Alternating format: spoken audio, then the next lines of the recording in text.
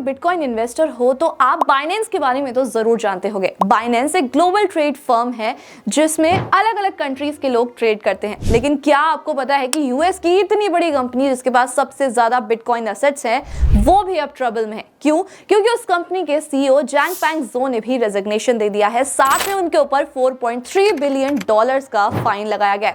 अगर मैं इस अमाउंट को इंडियन रुपीस में कन्वर्ट करूं तो होता है 35,700 करोड़।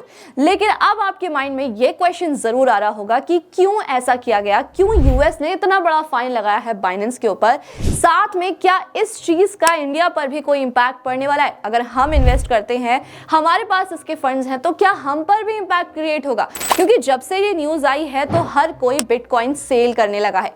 लेकिन आज इस वीडियो में मैं आपको पूरी क्लैरिटी देने वाली हूं कि क्यों यूएस गवर्नमेंट ने इतना बड़ा फाइनेंस लगाया है बाइनेंस के ऊपर। साथ में क्या इंडिया पर भी कोई इंपैक्ट क्रिएट होने वाला है? लेकिन आगे बढ़ने से पहले आपको क्या करना है, अगर आप हमारे चैनल पर न्यू हो तो चैनल को सब्सक्राइब करना है, बेल आइकन को प्रेस करना है, इस वीडियो को सभी के साथ शेयर करना है। अब इसकी स्टार्टिंग करते हैं। सबसे पहले तो ये जान के कि जब भी आप कोई एक्सचेंज अकाउंट ओपन करते हो तो वहां पर आपको केवाईसी कराना सबसे ज्यादा इंपॉर्टेंट होता है, राइट? अब इसी से ही जुड़ी हुई है प्रॉब्लम जो कि बाइनेंस के साथ हुई। बाइनेंस की स्टार्टिंग हुई थी 2017 में, जो कि चाइना से हुई थी। लेकिन सितंबर 2017 में चाइना ने बिटकॉइन को बैन कर दिया था, जिसकी वजह से इनको जापान जाना पड़ा। अब जापान का कहना यह था कि उनके पास लाइसेंस नहीं है, जिसकी वजह से उनको फिर से यूएस जाना पड़ा। अब यूएस में जब स्टार्टिंग में फंड्स आए थे तो उस टाइम पर केवाईसी कराना इतना इंपॉर्टेंट नहीं होता था। अब यही छोटी सी चीज बड़ी प्रॉब्लम बन गई है उस कंपनी के लिए। कैसे? अब स्टार्टिंग में उन्होंने क्या किया कि उन्होंने बाइनेंस के साथ बहुत सारे अकाउंट ओपन कराए विदाउट केवाईसी।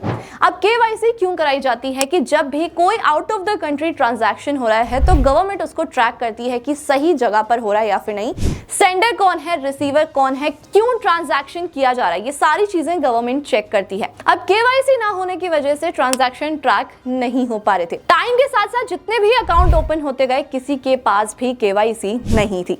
लेकिन यूएस की तरफ से यानी कि बाइनेंस की तरफ से बहुत सारी जगहों पर अलग अलग कंट्रीज पर पैसा भेजा जा रहा था। अब यूएस गवर्नमेंट को यह पता चलता है कि बाइनेंस की तरफ से उन कंट्रीज में भी पैसा भेजा जा रहा है जिस पर उन्होंने सैंक्शन लगाया हुआ है, और यूएस गवर्नमेंट ये नहीं चाहती कि उनका पैसा उन कंट्रीज पर जाए जिनके ऊपर सैंक्शन लगा हुआ है। अब इसी को देखते हुए US securities and exchange commission ने यूएस गवर्नमेंट को 2 रीजन देकर लॉ सूट फाइल किया। सबसे पहला रीजन तो यही दिया गया कि उन कंट्रीज में पैसा भेजा जा रहा है जिन कंट्रीज में सैंक्शन लगा हुआ है, साथ में किसी भी अकाउंट का केवाईसी नहीं है, और जिसकी वजह से हम सारी चीजें ट्रैक नहीं कर सकते। अब दूसरा रीजन ये भी था कि गवर्नमेंट को ये लग रहा था कि कहीं ऐसी जगह पैसा ना भेजा जा रहा हो जहां पर टेररिस्ट ऑर्गेनाइजेशंस हो। फॉर एग्जाम्पल, अगर हम इंडिया से भी कहीं बाहर पैसा भेजते हैं तो उस ट्रांजैक्शन को भी गवर्नमेंट के थ्रू ट्रैक किया जाता है कि कौन सेंडर कौन रिसीवर है। अगर कोई टेररिस्ट ऑर्गेनाइजेशन के पास पैसा भेजता है तो एक साथ सारा पैसा नहीं भेजता और स्प्लिट कर अमाउंट भेजा जाता है और एक इलीगल तरीके से पैसा भेजा जाता है। बिटकॉइन अभी एक लीगल तरीका है जिससे कि आप बाहर पैसा भेज सकते हो, लेकिन अभी उसमें केवाईसी होता है तो सारी चीजें ट्रैक हो जाती हैं। यह भी एक रीजन था जिसकी वजह से उनके पर एक लॉ सूट फाइल किया गया। अब जब कोई भी आउट ऑफ द कंट्री कोई ऐसा ट्रांजैक्शन किया जाता है जिसमें कोई ट्रैकिंग नहीं हो सकती तो उसे एक सस्पिशियस एक्टिविटी बोलते हैं। वहीं यूएस गवर्नमेंट को बाइनेंस की तरफ से 1000 से भी ज्यादा सस्पिशियस एक्टिविटीज मिली, और यही सारी चीजें बाइनेंस के सीईओ जैंगफैंग ज़ो ने भी एक्सेप्ट कर ली और बाइनेंस से रेजिग्नेशन दे दिया।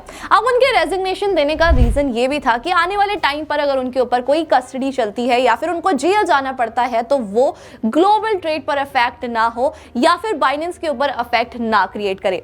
अब सीधा फाइन तो नहीं लगाया गया था, उनको एक सेटलमेंट भी भेजा जाता है यूएस में। जब भी कहीं पर फाइन लगता है तो सेटलमेंट भी भेजा जाता है जिसमें यह बोला गया था कि कंपनी बंद कर दी जाए। लेकिन सेटलमेंट के बाद इतना बड़ा फाइन लगा दिया गया। अब सीईओ के ऊपर भी फाइन लगा है जो उनको भरना पड़ेगा। अगर आपको ऐसा लगता है कि फाइन लगने के बाद अब सारी चीजें नॉर्मल हो जाएंगी, ऐसा नहीं है। अभी भी प्रॉपर इन्वेस्टिगेशन चलेगी और 2024 फेब तक भी सारी इन्वेस्टिगेशन में यह देखा जाएगा कि कहां पर कौन सा ट्रांजैक्शन किया गया है। अभी तो बिटकॉइन में कोई भी क्रैश नहीं आया है या फिर बिटकॉइन की मार्केट अफेक्ट नहीं हुई है, लेकिन हाँ, आने वाले टाइम में अफेक्ट हो सकती है। अब ये जानते हैं कि क्या इंडिया पर भी कोई इंपैक्ट क्रिएट होगा या फिर नहीं होगा। अगर मैं बात करूं ग्लोबल ट्रेड पर तो अभी तक कोई भी इफेक्ट नहीं हुआ है, ये सिर्फ बाइनेंस यूएस के साथ हुआ है, तो ग्लोबली अभी सारे ट्रेड चल रहे हैं। लेकिन बात यहां पर ये आती है कि अगर आपका 100% पोर्टफोलियो डिपेंडेंट है बाइनेंस के ऊपर, तो अब आपका टाइम है कि आप उसे डाइवर्सिफाई कर लो, उसे रीबैलेंस कर लो, जिससे कि अगर आने वाले टाइम में मार्केट में कोई भी इंपैक्ट क्रिएट होता है तो आप उस चीज से बच जाओगे और हो सकता है कि आपका थोड़ा सा लॉस इसमें कम भी हो जाए। और अगर मैं बात करूं केवाईसी रिलेटेड प्रॉब्लम्स की, तो वो इंडिया में क्रिएट नहीं होंगी, क्योंकि अगर आपने किसी भी एक्सचेंज में अपना अकाउंट ओपन करा रखा है तो केवाईसी जरूर हो रखी होगी, क्योंकि वो सबसे ज्यादा इंपॉर्टेंट होती है।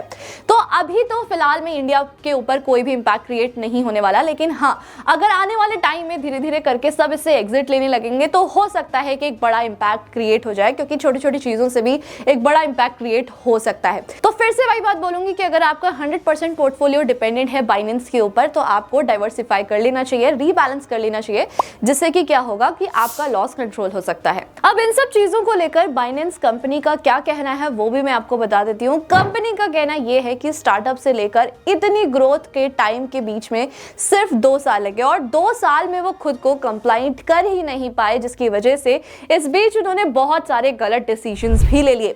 अब कंपनी का कहना यह भी है कि जो पुराना चैप्टर था, जो उन्होंने गलत डिसीजंस लिए थे, उनकी सारी जिम्मेदारी अब कंपनी भी उठाएगी। साथ में जो पुराने सीईओ ने रेजिग्नेशन दिया है, उसके बाद नए सीईओ को भी एंट्री मिल गई है, यानी कि नए सीईओ को भी हायर कर लिया गया है। अब इससे ये पता चलता है कि अगर नया सीईओ आ गया है तो ऐसी सिचुएशन में बहुत बड़ा इंपैक्ट तो शायद क्रिएट नहीं होगा, लेकिन हाँ, आने वाले टाइम में जब इन्वेस्टिगेशन होगी तब पता चलेगा कि किस तरीके का इंपैक्ट क्रिएट होता है या फिर नहीं। आई होप आप समझ गए होंगे कि बाइनेंस के साथ आखिरकार हो क्या रहा है और क्यों ऐसा यूएस गवर्नमेंट कर रही है, साथ में इंडिया पर क्या इंपैक्ट क्रिएट होने वाला है, अभी कोई इंपैक्ट क्रिएट हुआ है या फिर नहीं।